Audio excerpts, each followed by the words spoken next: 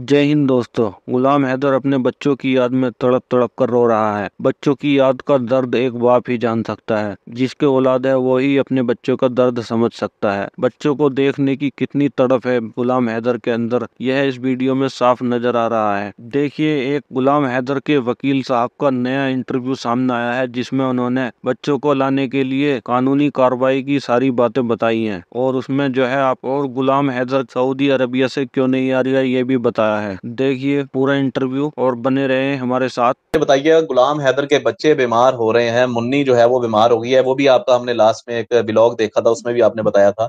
वो भी बड़ी शदीद बीमार है, उसके हाथ पे जो है बरनोला भी लगा हुआ है। क्या समझते हैं, गुलाम हैदर तड़प भी रहा है, रो भी रहा है। कल रात को भी हमने एक इंटरव्यू में देखा, वो तड़प रहा था, रो रहा था। कब तक उसके बच्चे उसे किस तरीके से वापस मिल जाएंगे? आप क्या समझते हैं, ये मामला सियासी है? क्या इस मामले को सियासी तरह से हल किया जा सकता है? क्या ये दो देशों के दरमियान लड़ाई का मामला है? क्या कहते हैं आप इस पे? एपी सिंह साहब का जो रवैया है, और एपी सिंह साहब ने जो मेरे मुल्क के नाम नारे लगवाए, मेरे सिटीजन से, मेरे बच्चों से नारे लगवाए, मेरे मुल्क के जो है वो मुझे बड़ा उसका दुख है। सर मुझे बताइए, गुलाम हैदर के बच्चे बीमार हो रहे हैं। मुन्नी जो है वो बीमार हो गई है। वो भी आपका हमने लास्ट में एक ब्लॉग देखा था, उसमें भी आपने बताया था। वो भी बड़ी शदीद बीमार है, उसके हाथ पे जो है बरनोला भी लगा हुआ है। क्या समझते हैं, गुलाम हैदर तड़प भी रहा है, रो भी रहा है। कल रात को भी हमने एक इंटरव्यू में देखा, वो तड़प रहा था, रो रहा था। कब तक उसके बच्चे उसे किस तरीके से वापस मिल जाएंगे? देखें, गुलाम हैदर साहब मजबूर है, सऊदी अरेबिया में है। जी। सऊदी अरेबिया में कफीलों के वो हत्थे चढ़ा हुआ है, उनके जी। पासपोर्ट जब्त है। जब तक वो वहां से आजाद नहीं होता है, अभी तो खैर वो आजाद वीजा पर भी है, लेकिन यहाँ पर थोड़ी पेचीदगी है कानून की। पाकिस्तान में कानूनी जी सर। कार्रवाई हम कर रहे हैं। जब तक के कानूनी कार्रवाई यहाँ पर कंप्लीट नहीं हो जाती, तब तक मैंने गुलाम हैदर को रोका हुआ है कि आप फिलहाल सऊदी अरेबिया में रहें। कंप्लेनेंट जी सर। आपके फादर हैं यहाँ पर। हम केसेस को परसू कर रहे हैं, हम ऑफिस में जा रहे हैं। और रिसेंटली बहुत ही जल्दी हम इंडियन हाई कमीशन जाएंगे, पाकिस्तान फॉरेन मिनिस्ट्री जाएंगे। गुलाम हैदर साहब के वालिद हमारे साथ होंगे।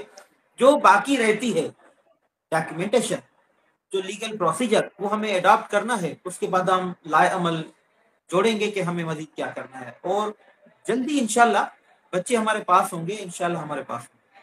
सर, सीमा की तरफ से बड़ा आरोप लगाया गया है पाकिस्तान पे कि पाकिस्तान की मसाजिद में जो है वो आतंकवादी पैदा किए जाते हैं। कल का लेटेस्ट इंटरव्यू है जिसमें एपी सिंह ने फिर ये मुतालबा कर दिया है कि वक्त आ गया है, कश्मीर कलिया कुलमारी से लेके कश्मीर तक जो है वो ईंट से ईंट बजा देनी चाहिए। और पाकिस्तान का वक्त आ गया कि पाकिस्तान में सर्जिकल स्ट्राइक होनी चाहिए। आप क्या समझते हैं, ये मामला सियासी है? क्या इस मामले को सियासी तरह से हल किया जा सकता है? क्या ये दो देशों के दरमियान लड़ाई का मामला है? क्या कहते हैं आप इस पे? देखिए, ये जो सीमा हैदर का मामला है, ये मैंने पहले भी कमेंट इस मामले में किया है। ये सीमा हैदर पाकिस्तान की भी दुश्मन है, हिंदुस्तान की भी दुश्मन है। ये एक जी बैनुल सर। अक़वामी साजिश है। और इसका जो वकील है एपी सिंह, ये भी बैनुल अक़वामी साजिश का हिस्सा है, जो सीमा का फैसिलिटेटर है। और ये बैनुल अक़वामी जो साजिशें हैं, ये पाकिस्तान और हिंदुस्तान की दुश्मन अब से नहीं है, ये 1947 से है।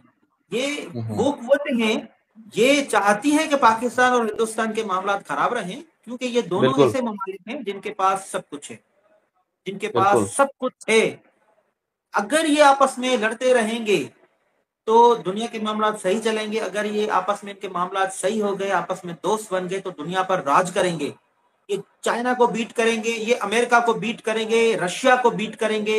ये पूरी दुनिया पर राज करेंगे ये दोनों ममालिक। ये दुनिया के वो बड़े थिंक टैंक से ये नहीं चाहते हैं। तो ये 1947 से पाकिस्तान और हिंदुस्तान के खिलाफ साजिश हो रही है। तो ये सीमा जो हैदर है, ये उस साजिश का हिस्सा है।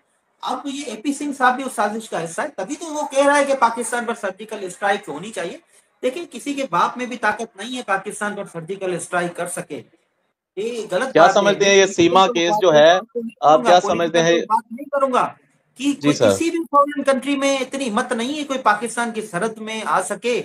बिल्कुल। हम में किसी भी मुल्क की बात नहीं कर सकता, लेकिन उनको भी ये कहना नहीं चाहिए। हमें एक सॉवरेन कंट्री है, हमें पता है हमारा दिफा, हमारा दिफा क्या होता है, हम दिफा कैसे करते हैं। हमारी आर्म्ड फोर्सेस, हमारी इंटेलिजेंस, वो बड़ा वो एक शेर की तरह है, वो एक शाहीन, एक बाज की तरह है ये। बेशक खैर, मैं बेशक। इन बातों में तो नहीं जाना चाहता। हमारे सही बात है। हिंदुस्तानी भाई हैं, हम हिंदुस्तान की रेस्पेक्ट करते हैं। हमारे जो अब्बा अजदाद जो थे, वो तो हिंदुस्तानी थे ना।